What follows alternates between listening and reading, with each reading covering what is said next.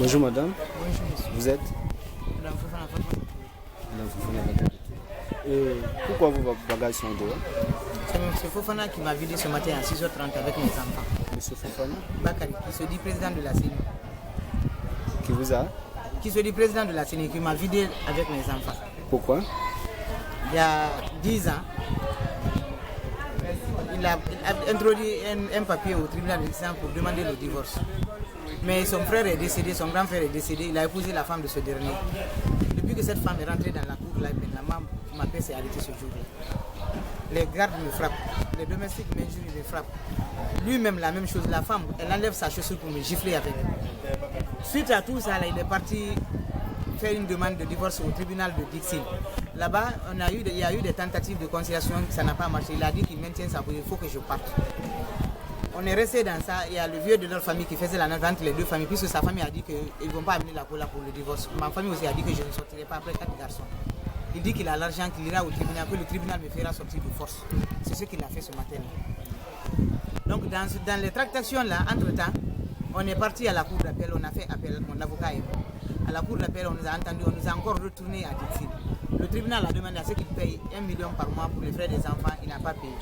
Une deuxième fois, on lui a demandé de payer 5 millions pour les frais des enfants, il n'a pas payé. Il a voulu nous exproprier en donnant la maison à la femme. J'ai appris ça, je me suis opposé. Quand on s'est opposé, de jugement en jugement, on a demandé le transport judiciaire. Ça aussi, ça n'a pas eu lieu parce que ce sont les références qui appartiennent toujours à la même maison.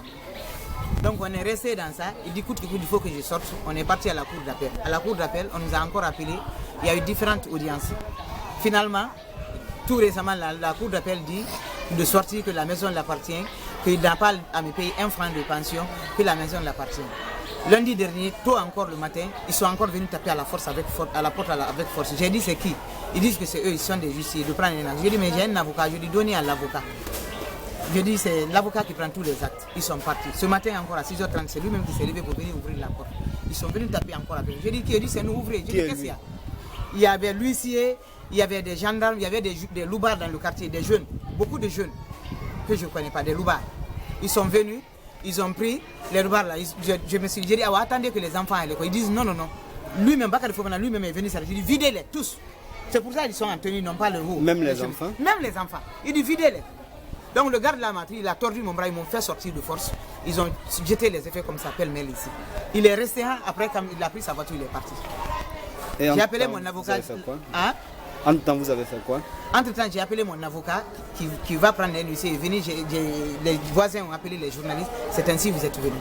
Pour qu'au moins que justice soit faite, que nos droits soient respectés. Il se croit permis de tout faire dans ce pays parce qu'il a l'argent aujourd'hui. Les deux juges, la maman a dit bouche à oreille qu'il lui a donné 30 millions. C'est l'éducateur de la cour d'appel a dit bouche à oreille qu'il lui a donné aussi un sac d'argent. Après, il a doublé la mise. Comme il a dit que ce n'est pas suffisant, après il dit 4 garçons après 20 ans de mariage, il dit laissez cette femme. Il dit non.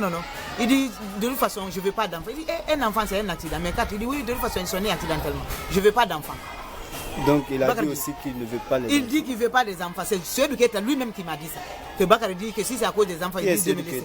C'est le premier président de la cour d'appel auquel il a donné encore 2 sacs d'argent ou 3. Bouche à oreille, c'est ce qu'il m'a dit. Moi je n'ai pas d'argent mais j'ai Dieu. Depuis 10 ans, il ne paye pas la scolarité des enfants, il ne nourrit pas, il ne les habille pas, il tombe malade, tout c'est moi. Et la famille qui me supporte. Et maintenant ça ne l'a pas suffi. Lui-même aujourd'hui, il a dit de viter.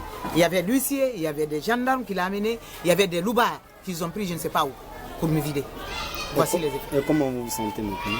C'est dommage. Je me sens frustré et j'ai mal à cause de la justice guinéenne. Si ce n'est pas en Guinée ici, depuis 10 ans, même au temps où il était ministre, je n'ai pas voulu parler pour ne pas salir sa carrière à cause de mes 4 garçons. Mais depuis qu'il est ministre là, on n'a pas eu de bénéfice. On n'a rien eu. Tout ce qu'il a eu, c'est avec cette femme, il monte et descend. J'ai accepté, je dis mes enfants, je reste à côté de lui. Les 2 qu'il a amenés à Dakar par force m'ont dit, un en allant s'agenouiller, madame, maman, nous n'aimerions pas garder ça, grandir dans cette famille sans toi.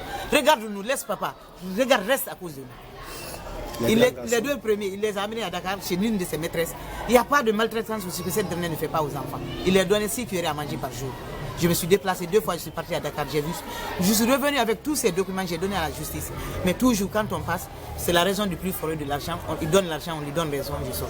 Mais même quand sa femme m'a frappé, j'ai failli faire de l'heure avec sa chaussure, il n'a rien dit. Là aussi, il était présent. Que j'ai chauffé du corps pour mettre dans le pain des enfants pour aller à l'école. Et aujourd'hui, le matin, c'est lui-même qui est venu. Il interdit l'accès de ma famille dans la maison. Je tombe malade, personne, je ne prends pas de domestique.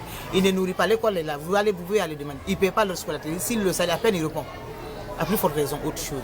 Et bien, puisqu'il a dit qu'il a l'argent, que si les deux familles ont dit que je ne sors pas, qu'il me fera de force, c'est ce qu'il a fait. Je demande à l'État guinéen de me rétablir dans mes droits.